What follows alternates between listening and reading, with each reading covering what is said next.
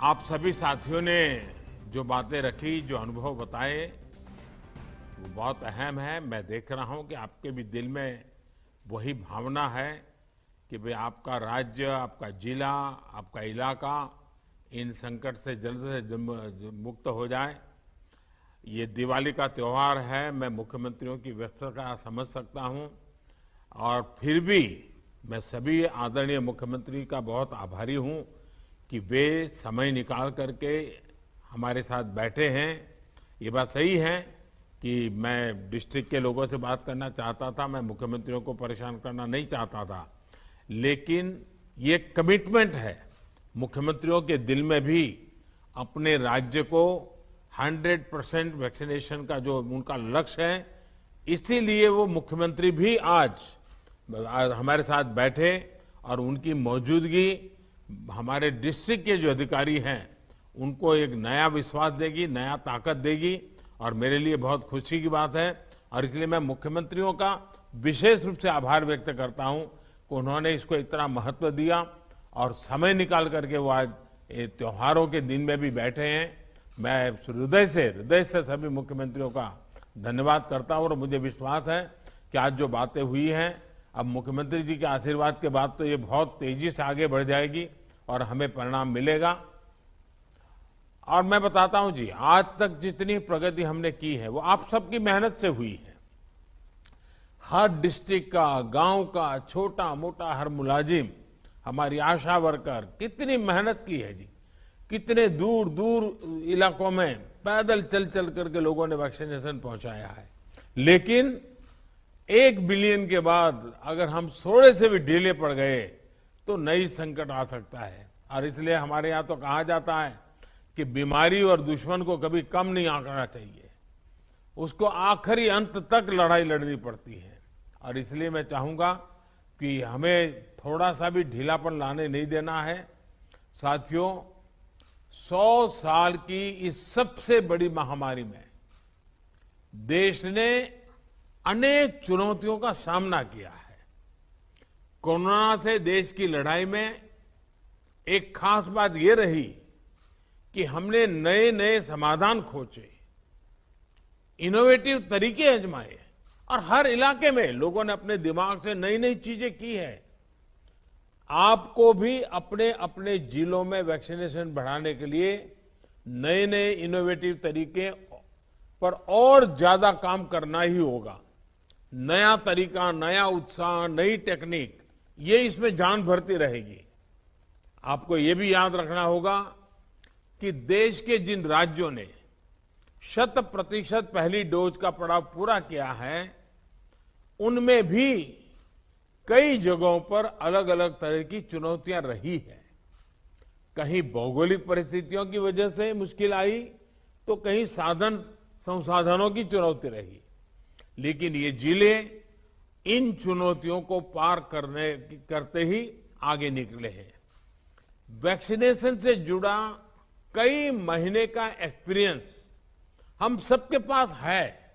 हमने बहुत कुछ सीखा है, और एक अननोन एनिमी से कैसे लड़ा जा सकता है, ये हमारे छोटे छोटे आशा वर्कर ने भी सीख लिया है। अब आपके माइक्रो स्ट्रेटेजी बताते हुए आगे चलना है।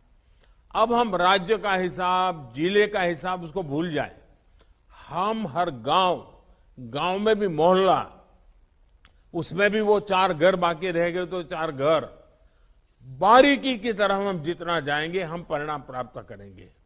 और जहां कहीं भी जो भी कमियां हैं उसे जल्द से जल्द दूर करके ही रहना है। जैसा अभी आपसे बातचीत में मैं स्पेशल कैंप लगाने की बात उठी, ये विचार मैं समझता हूं बहुत अच्छा है। अपने जिलों में एक एक गांव, एक एक कस्बे, इसके लिए अगर अलग अलग रणनीति बनानी हो तो वो भी बनाइए। आप क्षेत्र के हिसाब से 20-25 लोगों की टीम बनाकर भी ऐसा कर सकते हैं। जो टीमें आपने बनाई हो उनमें एक हेल्दी कंपटीशन हो, इसका भी प्रयास हम कर सकते हैं। हमारे जो एनसीसी, एनएसएस के युवा साथी हैं, आप उनकी भी ज्यादा से ज्यादा मदद लीजिए आप अपने अपने जिलों का क्षेत्रवार टाइम टेबल इसको भी बना सकते हैं, अपने स्थानीय लक्ष्य तय कर सकते हैं। और मैंने तो देखा, मैं लगातार ग्रास रूट लेवल के सरकार के हमारे साथियों को बात करता रहता हूं। मैंने देखा है कि महिला जो हमारी अधिकारी हैं, खास करके वैक्सीनेशन के काम के जुड़ी हुई, वो बड़ी जी जान से जुड़ गई, उन्होंने अच्छे परिणाम दिए हैं। हमारे जो महिला वर्कर्स हैं सरकार में, जितनी हमारी बहनें, इवन पुलिस में भी हमारी जो महिलाएं हैं, उनको भी कभी 5 दिन 7 दिन के लिए इस काम के लिए ले चलिए, आप देखिए परिणाम बहुत तेजी से मिलेगा। आपके जिले जल्द से जल्द राष्ट्रीय औसत के पास पहुंचे, मैं तो चाहता हूं उससे आगे निकल जाए, और इसके लिए हम सबको पूरी ताकत लगा देनी होगी। मुझे पता है कि आपके सामने एक चुनौती अफवाह और लोगों के भ्रम की स्थिति भी है, और जैसे जैसे हम आगे बढ़ेंगे शायद ये समस्याएं हमें कॉन्सेंट्रेटेड एरियाज में सामने आएगी। और अभी बातचीत के दौरान भी आप में से कईयों ने इसका जिक्र किया है। इसका एक बड़ा समाधान है कि लोगों को ज्यादा से ज्यादा जागरूक किया जाए। आप इसमें स्थानीय धर्मगुरुओं को भी जोड़े, उनकी मदद ले, उनके छोटे छोटे छोटे वीडियो बनाए 2-2, 3-3 मिनट के, और उनके वीडियो पॉपुलर करें। हर घर में उनके धर्मगुरुओं के वीडियो पहुंचे, धर्मगुरु उनको समझाएं, इसके लिए आप प्रयास किए। और मैं तो अक्सर अलग अलग पंथों के गुरुओं से लगातार मिलता रहा हूं। मैंने बहुत प्रारंभ में सभी धर्मगुरुओं से बात कर करके इस काम में मदद के लिए उनको अपील की थी, और सभी वैक्सीनेशन के बहुत हिमायती हैं, कोई विरोध नहीं करते हैं। देखिए, मैंने अभी जैसे बताया, अभी 2 दिन पहले ही मैं वेटिकन में था, पोप फ्रांसिस से मेरी बहुत अच्छी मुलाकात हुई। वैक्सीन पर धर्मगुरुओं के संदेश को भी हमें जनता तक पहुंचाने पर विशेष जोर देना होगा। साथियों, आपके जिलों में रहने वाले लोगों की सहायता के लिए, उनको प्रेरित करने के लिए वैक्सीनेशन अभियान को अब हर घर तक ले जाने की तैयारी है। हर घर दस्तक, इसी मंत्र के साथ हर उस घर में दस्तक दी जाएगी जहां अभी तक दोनों टीके का संपूर्ण सुरक्षा कवच नहीं मिला है। अभी तक आप सभी ने लोगों को वैक्सीनेशन सेंटर तक पहुंचाने और वहां सुरक्षित टीकाकरण के लिए प्रबंध किए। अब हर घर टीका, घर घर टीका, इस जज्बे के साथ हम सबको घर घर पहुंचना है। साथियों, इस अभियान की सफलता के लिए हमें कम्युनिकेशन के लिए टेक्नोलॉजी से लेकर अपने सोशल इंफ्रास्ट्रक्चर का भरपूर उपयोग करना है। हमारे पास देश के अनेक राज्यों, अनेक जिलों में ऐसे मॉडल है जो दूर सुदूर गांवों में लेकर शहरों तक 100% टीकाकरण के लिए अपनाए गए हैं। सामाजिक या भौगोलिक परिस्थितियों के हिसाब से जो भी मॉडल आपके लिए या किसी क्षेत्र विशेष के लिए अनुकूल हो, उसको जरूर अपनाना चाहिए। एक काम आप लोग और कर सकते हैं। आपके ही सहयोगियों ने, आपके ही साथियों ने अन्य जिलों में तेजी के साथ टीकाकरण किया है। संभव है आप जिन चुनौतियों का सामना कर रहे हैं, वैसी ही चुनौतियों से वो भी गुजरे हो। आप उनसे भी जानिए कि उन्होंने कैसे वैक्सीनेशन की गति बढ़ाई, समस्याओं का समाधान कैसे किया, कौन से नए तौर तरीके अपनाए हैं। उनको की गई आपकी एक फोन कॉल भी आपके जिले में बदलाव ला सकती है। अगर उन्होंने अपने जिलों में कुछ इनोवेट किया है, कुछ अच्छी प्रैक्टिसेस अपनाई हैं, तो वो आप अपने जिलों में भी दोहरा सकते हैं। जो हमारे आदिवासी भाई बहन हैं, हमारे वनवासी साथी हैं, उनको वैक्सीन लगाने के लिए भी हमें अपने प्रयासों को और बढ़ाना होगा। अभी तक के हमारे अनुभव बताते हैं कि स्थानीय नेतृत्व समाज के दूसरे सम्मानित साथियों का साथ और सहयोग एक बहुत बड़ा फैक्टर है। हमने कुछ दिन भी तय करने, जैसे बिरसा मुंडा जी का जयंती आएगी। बिरसा मुंडा जी की जयंती के पहले हम एक पूरा आदिवासी क्षेत्र में माहौल बना दें। अब एक प्रकार से बिरसा मुंडा जी को हमारी श्रद्धांजलि के रूप में इस बार हम वैक्सीन लगाएंगे। ऐसी कुछ इमोशनल चीजें हम जोड़ें। और मैं चाहूंगा इसलिए आदिवासी समुदाय के संपूर्ण टीकाकरण में भी ऐसे कुछ अप्रोच हमें बहुत काम आएंगे। टीकाकरण से जुड़े कम्युनिकेशन को जितना हम सरल रूप में करेंगे, स्थानीय भाषा बोलियों में करेंगे। मैंने देखा है कुछ लोगों ने तो गीत बनाए हैं, ग्रामीण भाषा में गीत बनाते, गीत गाते गाते गाते वैक्सीनेशन की बात कर रहे हैं। इतने बेहतर परिणाम आएंगे। साथियों, हर घर दस्तक देते समय पहली डोज के साथ साथ आप सभी को दूसरी डोज पर भी उतना ही ध्यान देना होगा, क्योंकि जब भी संक्रमण के केस कम होने लगते हैं तो कई बार अर्जेंसी वाली भावना कम हो जाती है। लोगों को लगने लगता है कि इतनी भी क्या जल्दी है, लगा लेंगे भाई। मुझे याद है, मैं जब 1 मिलियन हम पार कर गए तो मैं अस्पताल गया था, तो वहां मुझे एक सज्जन मिले। मैंने उनसे बात की, मैंने इतने दिन क्यों नहीं लगाया? तो कहने लगे, नहीं साहब, मैं तो पहलवान हूं और मेरा मन करता था, क्या जरूरत है, लेकिन अब जब 1 बिलियन हो गए तो मुझे लगता है मैं अछूत माना जाऊंगा। लोग मुझे पूछेंगे और मेरी मुंडी नीची हो जाएगी, तो मेरा मन कर गया कि चलो मैं भी अब करवा लेता हूं। इसलिए वो आ गए। और इसलिए मैं कहता हूं कि हमें किसी भी हालत में लोगों की सोच को धीमा नहीं होने देना है। इस सोच की वजह से दुनिया के अनेक देशों में आप देखिए, अच्छे अच्छे समृद्ध देशों में भी फिर से कोरोना की खबरें चिंता पैदा कर रही है।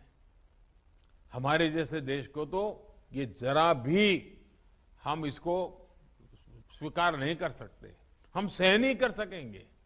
इसलिए टीके की दोनों डोज तय समय पर लगना बहुत जरूरी है। आपके क्षेत्र के जिन लोगों को अभी तक तय समय पर यानी पूरा होने के बावजूद दूसरी डोज नहीं लगी है, उनसे भी हमें प्राथमिकता के आधार पर संपर्क करना होगा, उन्हें दूसरी डोज लगवानी ही होगी। साथियों, सबको वैक्सीन, मुफ्त वैक्सीन अभियान के तहत हम एक दिन में करीब करीब 2.5 करोड़ वैक्सीन डोज लगाकर दिखा चुके। हमारी ताकत का हमने एहसास कर लिया है। ये दिखाता है कि हमारी कैपेबिलिटी क्या है, हमारा सामर्थ्य क्या है। टीके को घर घर पहुंचाने के लिए जो भी जरूरी सप्लाई चेन नेटवर्क है वो तैयार है। इस महीने कितनी वैक्सीन उपलब्ध होगी, इसकी विस्तृत जानकारी भी हर राज्य को एडवांस में दे दी जा चुकी है। इसलिए आप अपनी अपनी सुविधा के हिसाब से इस महीने के लिए अपने टारगेट्स एडवांस में प्लान कर सकते हैं।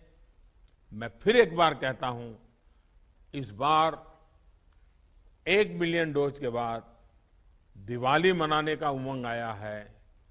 हम नए लक्ष्यांक पार करके क्रिसमस को उमंग से मनाएं, इस मिजाज के साथ आगे बढ़ना है।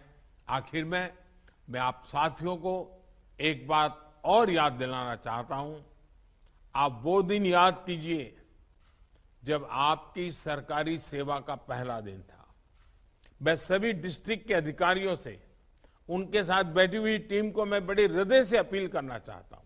आप कल्पना कीजिए, जिस दिन पहला था ड्यूटी का, जिस दिन आप मसूरी से निकले थे, ट्रेनिंग से निकले थे, आप कौन सी भावनाओं से भरे हुए थे, आपका जज्बा कौन सा था, कौन से सपने थे।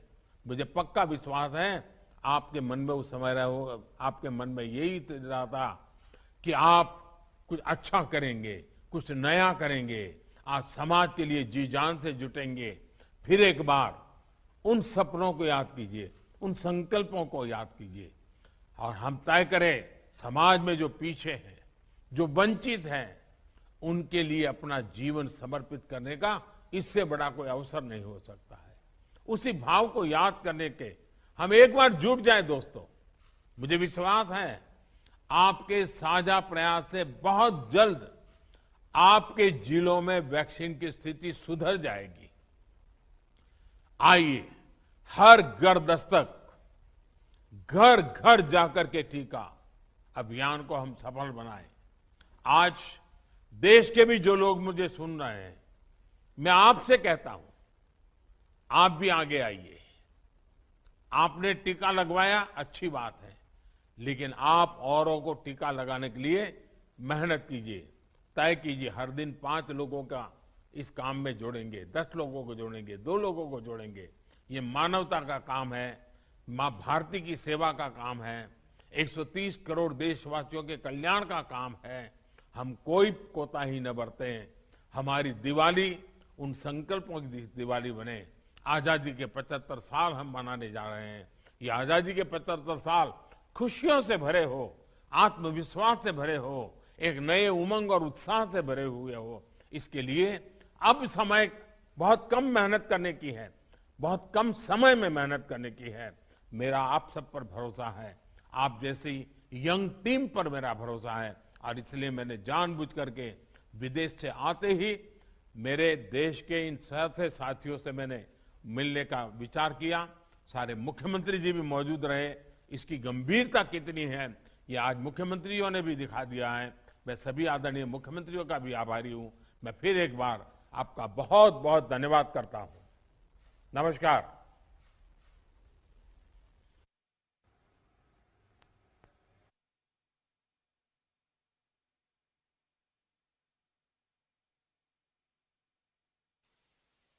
गण और सभी प्रतिभागियों को हम धन्यवाद ज्ञापन करते हैं। प्रधानमंत्री मोदी बोल रहे हैं इस समय। आप इस समय देख रहे हैं ग्लासगो से ये COP26 के ये दृश्य।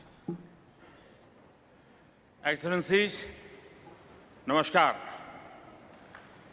आज वन सन, वन वर्ल्ड, वन ग्रिड, इसके लॉन्च पर आप सभी का स्वागत है।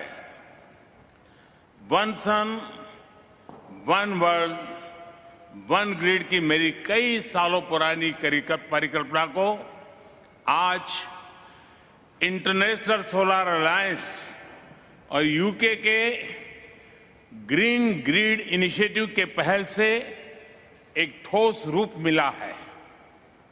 एक्सेलेंसीज, इंडस्ट्रियल रिवॉल्यूशन को फॉसिल फ्यूल से ऊर्जा दी थी। फॉसिल फ्यूल्स के उपयोग से कई देश तो समृद्ध हुए, किंतु हमारी धरती, हमारा पर्यावरण निर्धन हो गए।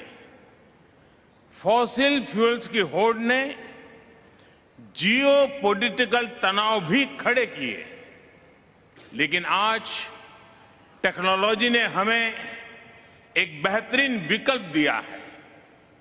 एक्सेलेंसीज, हमारे यहां हजारों वर्ष पूर्व सूर्योपनिषद में कहा गया है, सूर्याद भवन्ति भूतानि सूर्येण पालिताति तू, अर्थात सब कुछ सूर्य से ही उत्पन्न हुआ है, सबकी ऊर्जा का स्रोत सूर्य ही है और सूर्य की ऊर्जा से ही सबका पालन होता है। पृथ्वी पर जब से जीवन उत्पन्न हुआ, तभी से सभी प्राणियों का जीवन चक्र, उनकी दिनचर्या सूर्य के उदय और अस्त से जुड़ी रही है। जब तक यह प्राकृतिक कनेक्शन बना रहा, तब तक हमारा प्लेनेट भी स्वस्थ रहा। लेकिन आधुनिक काल में मनुष्य ने सूर्य द्वारा स्थापित चक्र से आगे निकलने की होड़ में प्राकृतिक संतुलन को डिस्टर्ब किया और अपने पर्यावरण का बड़ा नुकसान भी कर लिया। अगर हमें फिर से प्रकृति के साथ संतुलित जीवन का संबंध स्थापित करना है, तो इसका रास्ता हमारे सूर्य से ही प्रकाशित होगा। मानवता के भविष्य को बचाने के लिए हमें फिर से सूरज के साथ चलना होगा। एक्सेलेंसीज, जितनी ऊर्जा पूरी मानव जाति साल भर में उपयोग करती है, उतनी ऊर्जा सूर्य 1 घंटे में धरती को देता है। और यह अपार ऊर्जा पूरी तरह से क्लीन है, सस्टेनेबल है। चुनौती सिर्फ इतनी है कि सौर ऊर्जा दिन में ही उपलब्ध है और मौसम पर भी निर्भर है। वन सन, वन वर्ल्ड, वन ग्रिड इसी चुनौती का हल है। एक वर्ल्ड वाइड ग्रिड से क्लीन एनर्जी हर जगह, हर समय मिल पाएगी। इससे स्टोरेज की आवश्यकता भी कम होगी और सोलर प्रोजेक्ट्स की वायबिलिटी भी बढ़ेगी। इस रचनात्मक पहल से कार्बन फुटप्रिंट और ऊर्जा की लागत को तो कम होगी ही, अलग अलग क्षेत्रों और देशों के बीच सहयोग का एक नया मार्ग भी खुलेगा। मुझे पूरा विश्वास है कि वन सन, वन वर्ल्ड, वन ग्रिड और ग्रीन ग्रिड इनिशिएटिव के सामंजस्य से एक संयुक्त और सुदृढ़ वैश्विक ग्रिड का विकास हो पाएगा। मैं आज ये भी जानकारी देना चाहता हूं कि हमारे स्पेस एजेंसी इसरो विश्व को एक सोलर कैलकुलेटर एप्लीकेशन देने जा रही है। इस कैलकुलेटर से सैटेलाइट डेटा के आधार पर विश्व की किसी भी जगह की सोलर पावर पोटेंशियल मापी जा सकेगी। यह एप्लीकेशन सोलर प्रोजेक्ट्स का लोकेशन डिसाइड करने में उपयोगी होगा एवं इससे वन सन, वन वर्ल्ड, वन ग्रिड को भी मजबूती मिलेगी। एक्सेलेंसीज, एक बार फिर मैं इंटरनेशनल सोलर अलायंस का अभिनंदन करता हूं और मेरे मित्र बोरिस को उनके सहयोग के लिए बहुत बहुत धन्यवाद देता हूं। मैं सभी अन्य देश के लीडर्स की उपस्थिति के लिए भी उन सबका हृदय से आभार व्यक्त करता हूं। बहुत बहुत धन्यवाद।